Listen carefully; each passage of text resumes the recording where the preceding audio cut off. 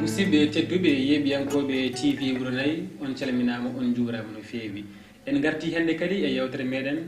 hande noon eɗen bismi goto e gardiɗo élevage Hayre Gollere on woni Oumar Diallo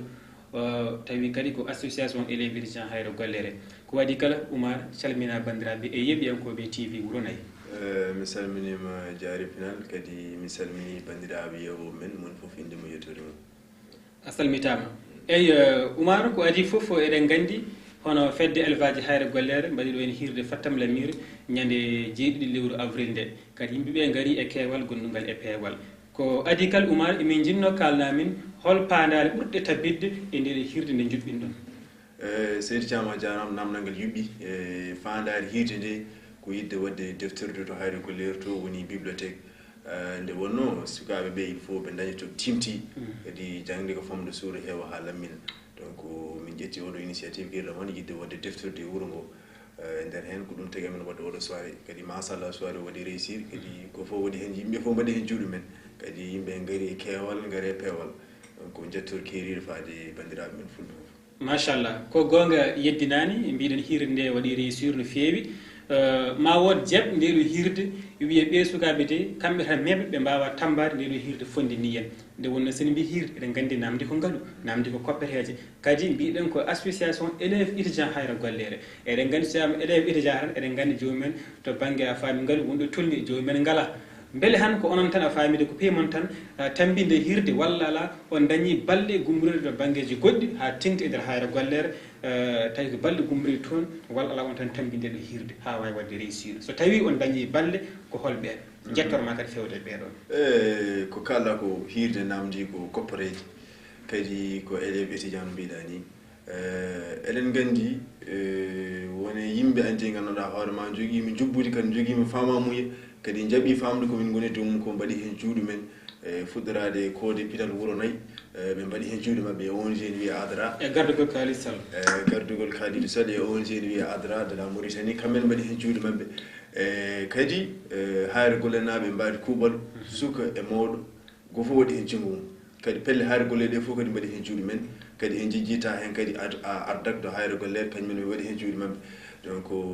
tawi andi wonko waɗa hen ɗum yimɓe fof jiiɗuma yaltoyi andi to télé to inchallah wonde le parrain et marraine de l' événement woni Aissata Diallo e wonde Abdoul Ndongo ɓe mbaɗi hen juuɗe mabɓe kadi vraiment eɗen beeɓe koɓe dañi ɓe ndendi e bandiraɓe ko yo Allah junnu ha juuta machallah nde wonno so tawi en mbi tan association élève dirigeant Hayre Gollere sikki ala fandare ɓurta tabbinde ko jangde nde wonno Nelson Mandela ne heewi wiide jangde ko joguitari ɓurde sembolinde gam ha joni neɗɗo wayla gonka mum wayde kada famide e windere nde Oumar hol wasiyaji ma kadi e bagginal ma cakkiri ɗi koccinta e jibinande Hayre Gollere ha tengti kadi e élevage ji janggoɓe école ɓe nde wonno eɗen gandi e nder hirde nde so jejjitani saabu en keeɓino tawtiri ɗum on keeɓino wadde hen a famide haysiko jubbande e gurdam oɗon mo mbiyata famide likkon Wuro Nayi woni mande Hayre Gollere woni Ali Soñane ɗum noon ko adi foof kalna yimɓe wasiyaji ma kadi ne e kuccinaɓe bandiraɓe a famide jibinande Wuro Nayi. Ko jinmi wasade bandiraɓe ko tan ka haali ɗum déjà mbiɗa jangde ko hen ɓural woni ko famɗo suura heewa lammina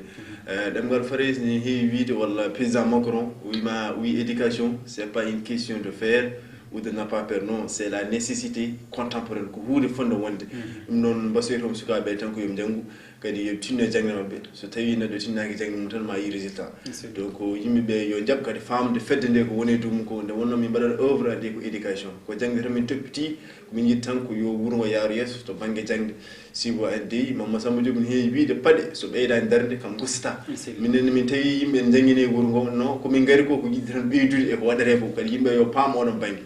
ko ɗum wonno wasiyam e yimɓe ɓe yo tinno andi ɓe jokkodiri yo tinno ɓe paama fedde nde kadi ɓe duusa fedde nde ko woni dow mum ko